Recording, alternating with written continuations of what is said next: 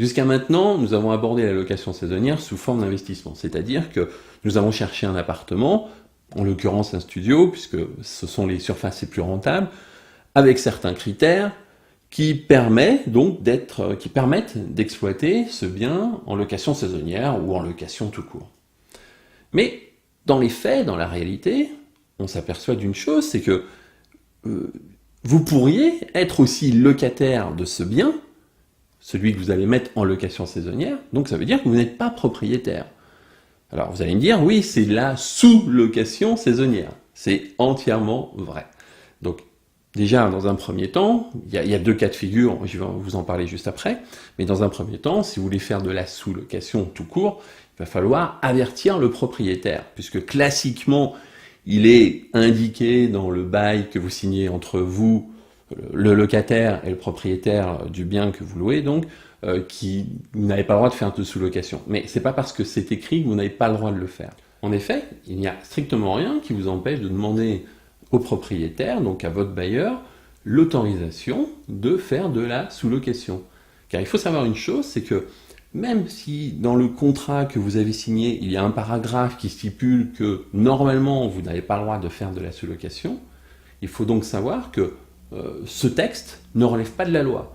Il relève d'habitude, de rédaction des contrats qui lient le locataire et le propriétaire.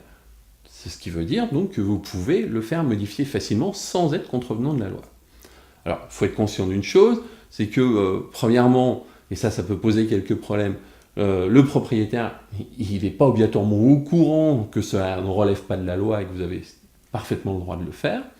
Et deuxièmement, et là j'irai plus dans la pratique, si ça fait des années que vous êtes locataire du bien que vous voulez mettre, ou tout ou partie en location saisonnière, si ça fait des années donc que vous êtes locataire, que vous payez votre loyer normalement, très sincèrement, je ne suis pas persuadé qu'il va vous embêter. Lui, ce qu'il veut, c'est être payé tous les mois correctement et que vous ne soyez pas une source de problème. Donc, rien ne vous empêche de demander, faites-le. Oui, une petite remarque, quelquefois, il suffit juste d'avertir le propriétaire que vous allez faire de la sous-location.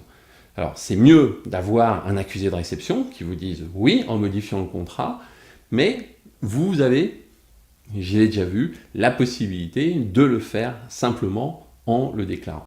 Mais attention, ce n'est pas une incitation à mettre le propriétaire au pied du mur, hein, c'est-à-dire, encore une fois, il vaut mieux faire les choses dans le cadre de la loi, de les faire correctement, de manière à ce que vous mettiez une assise, je dirais, correcte, des fondations correctes sur le business que vous voudriez développer.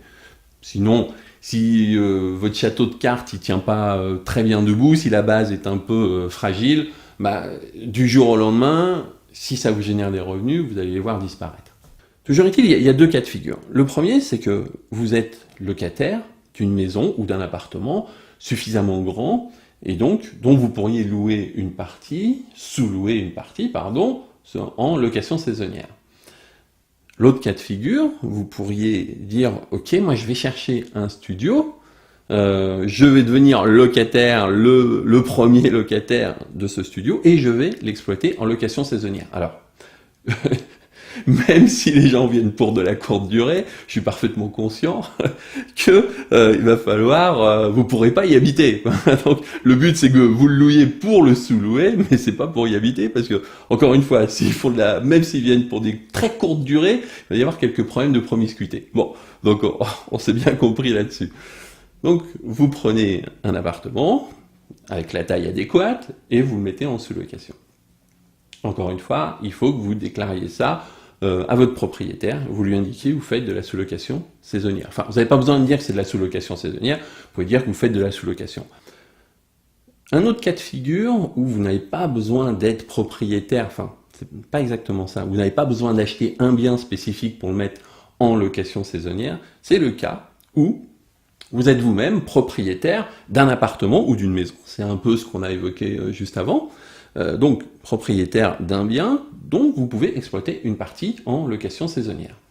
Dans ce cas-là, qu'est-ce qui se passe ? Vous n'avez pas besoin, bien sûr, d'acheter un bien. Si vous avez une maison, souvent, c'est un peu plus agréable parce que Il est plus facile éventuellement de concevoir deux entrées différentes, comme je l'ai fait par exemple pour moi lorsque j'ai fait construire ma maison en 2008. Voilà, là vous savez ce que j'ai fait. En réalité, j'ai prévu une double entrée qui permet d'accéder à une partie de la maison qui est relativement séparée, je dirais, de la maison principale, du corps principal, et que je pourrais exploiter sous forme locative, que ce soit de la location courte durée ou de la location classique. Donc, dans une maison, c'est peut-être plus facile. Dans un appartement, je peux comprendre facilement, notamment sur des grandes villes, qu'il y a peu d'appartements avec des doubles entrées.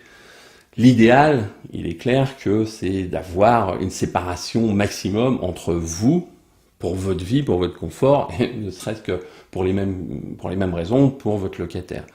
Donc si vous pouvez avoir deux entrées, c'est tant mieux pour vous, c'est quand même beaucoup plus confortable, et encore une fois, vous n'avez pas de problème de promiscuité. Bon, j'espère que ce chapitre vous aura donné quelques idées, peut-être vous aurez entrevu des possibilités de faire de la location saisonnière sans être propriétaire, ou sans acheter un bien spécifique. Ça vous permettra peut-être de rebondir. Bon, l'imagination, la créativité permet quelquefois de faire des miracles. C'est Séguéla qui disait l'argent ne fait pas d'idées, ne crée pas d'idées, mais les idées créent de l'argent. Donc, si vous avez peut-être des idées créatives, ça vous permettra de générer des revenus complémentaires, supplémentaires, et puis vous en profiterez.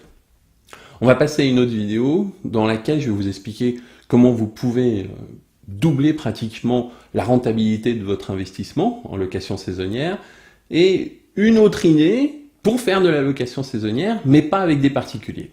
Allez, je vous retrouve dans quelques instants. À tout de suite.